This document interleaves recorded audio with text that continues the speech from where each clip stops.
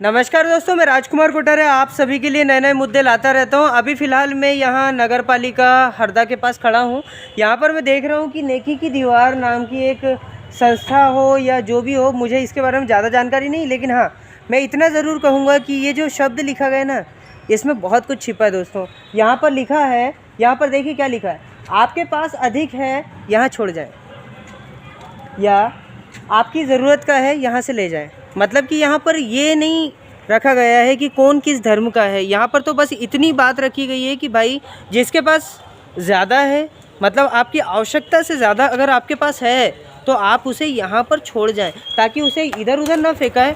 इधर उधर ना फेंकते हुए हम किसी ज़रूरतमंद तक उस चीज़ को, उस वस्तु को या उस कपड़े को पहुँचा सकें। साथ ही अगर आपके पास नहीं है, मतलब आप ज़रूरतमंद हैं या आपको किसी कपड़े विशेष की आवश्यकता है, तो यहाँ पर जो लोग जिनके पास ज़्यादा था, ठीक है, जिन लोगों के पास ज़्यादा था और वो अपनी आवश्यकता में अधिक से अधिक होने पर यहाँ पर जो छोड़ गए हैं वो ज़रूरतमंद तक पहुँच जाए। इसलिए ये नेकी की दीवार नाम का एक जो है एक शब्द या एक वाक्य रखा गया है।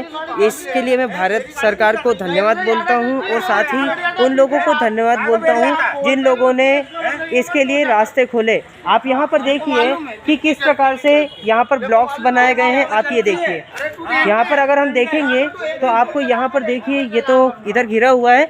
आपको दोस्तों, मैं खुद देखता हूँ यहाँ से वहाँ तक, मैं कहीं पर भी जाता हूँ तो मुझे कहीं पर भी कोई ना कोई कपड़ा इधर उधर फेंक देता है।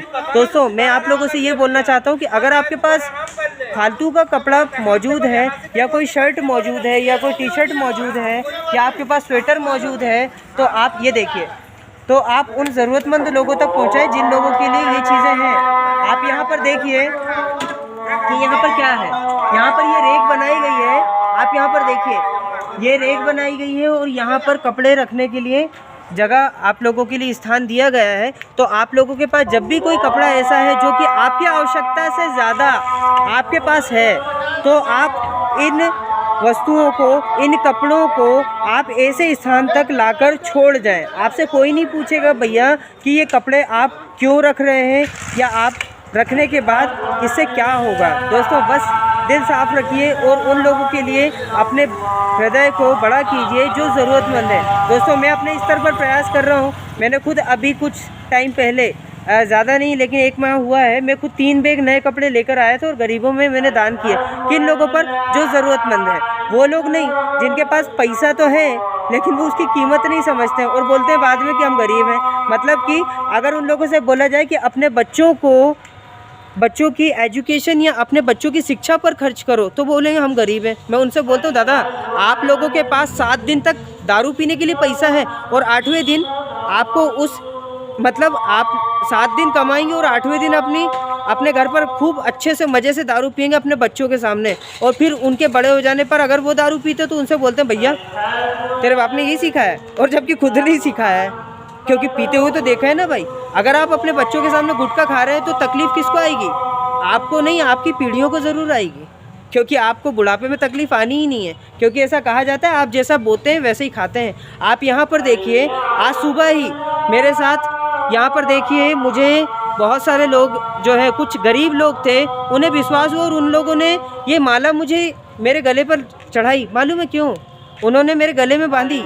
इसलिए क्योंकि उन लोगों को लगा कि हाँ, ये व्यक्ति सही कर रहा है इस देश के लिए, इस देश के सम्मान के लिए।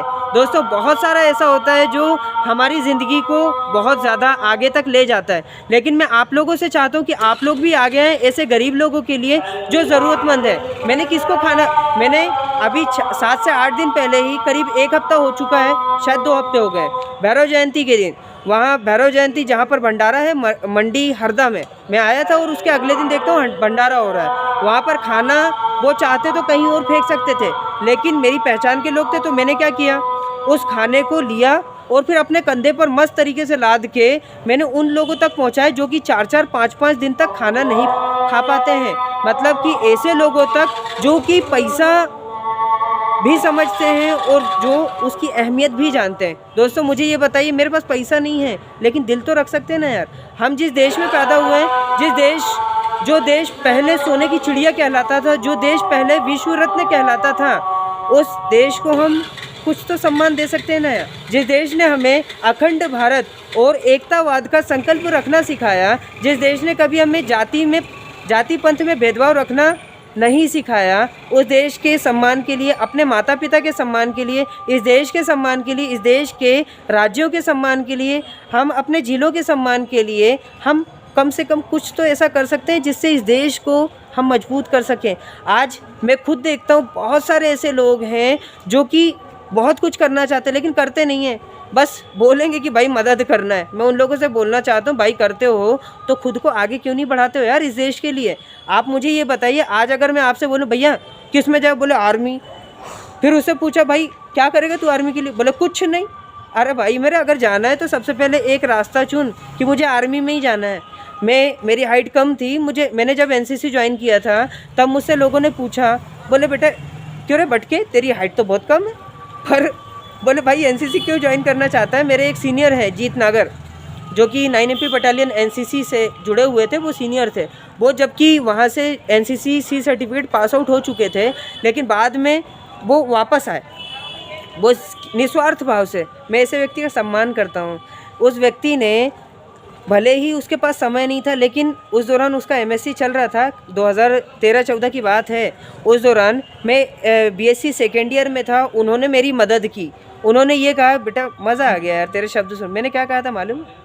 मैंने ये कहा कि भाई सर मेरा आर्मी ज्वाइन करने का कोई इरादा नहीं है, लेकिन सबसे पहले मैं एनसीसी से खुद को मजबूत करना चाहता हूँ, क्योंकि यहाँ पर हमारे देश के सम्मान को बढ़ाने के लिए हम लोगों के पास विचार आते हैं, वो विचार जो हमारे राष्ट्रहित को आगे बढ़ा सके, वो विचार जो हमारे देश को मजबूत कर सके, हमारे माता पिता के सम्मान को आगे बढ़ा सके। दोस्तों अजान हो रही है, सोचो उस अजान से क्या होता है। वो हमें सिखाती कि हम लोगों को एकतावाद में विश्वास रखना है, हम लोगों को उसमें विश्वास नहीं करना है जो सांप्रदायिकता को बढ़ाता है, जो ये बोलता है भैया तू मुसलमान है, तू हिंदू है, तू क्रिश्चियन है, तू किसी दूसरे धर्म का है। मैं सिर्फ आप लोगों से ये बोलना चाहता हूँ, अगर आप किसी भी धर्म के हैं तो सबसे पहले धर्म से आगे उठें। अगर आप वास्तव में इस देश के लिए कुछ करना चाहते हो तो सबसे पहले जय हिंद बोलने में ना कतराएं। हम लोग इस धर्म की जय, उस धर्म की जय बोलने की बजाय इस देश को सम्मान देना सीखें। दोस्तों शब्द मेरे पास बहुत सारे हैं, बस आप लोगों के आशीर्वाद से आगे बढ़ता जा रहा हूँ। भले ही मुझे कुछ मिले ना मिले, लेकिन सुकून ज़रूर मिलता है। आज मैं अपने घर में सुकून की नींद सो जाता हूँ। आप खुद मुझे बताइए कि मैं सही कर रहा हूँ या गलत। अगर आपको लगता है कि हाँ मैं सही कर रहा हूँ तो आप मेरे चैनल को सब्सक्राइब कर सकते हैं, लाइक कर सकते हैं, कमेंट कर सकते हैं। लेकिन दोस्तों ये चैनल के लिए नहीं, ये देश के लिए है। अगर आपको लगता है कि हाँ आप मुझे कुछ मुद्दे देश के बता सकते हैं या सजेशन देना चाहते हैं मेरे चैनल पर, तो आप मेरे मोबाइल नंबर नोट कर सकते हैं, 8085839565। हिंदी में बात करें तो 8085839565। अगर आपको लगता है कि मेरी स्पीड ज़्यादा है तो इसकी स्पीड सेटिंग में जाकर के कम कर सकते हैं आप खुद, ठीक है। साथ ही अगर आपको लगता है कि हाँ आप इससे मुझे कॉल नहीं कर पा रहे हैं, तो ये मेरा दोस्तों व्हाट्सएप नंबर है, और व्हाट्सएप नंबर एक ऐसी चाबी है जो सबकी मदद करना जानती है, ठीक है। तो दोस्तों मुझे ज़रूर बताएं, क्योंकि मुझे चाहिए एक नया भारत, एक नूतन भारत जो इस देश के सम्मान को बढ़ा सके। जय हिंद, जय भारत।